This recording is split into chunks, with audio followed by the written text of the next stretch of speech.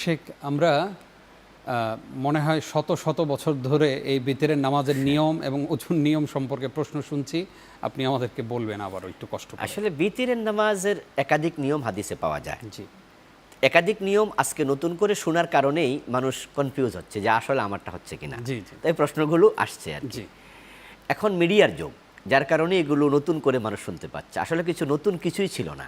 জি না কারণ যারা মিডিল ইস্টে চাকরি করে তারা সেখানে কিন্তু বিতির ভিন্নভাবে আগ থেকে পড়ে।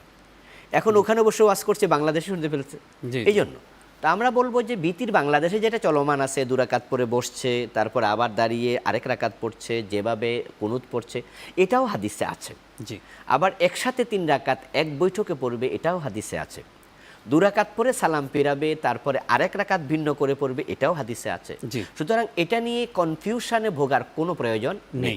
একাধিকভাবেই যেহেতু আছে, একাধিকভাবে পড়লে আল্লাহ নেবেন ইনশাআল্লাহ।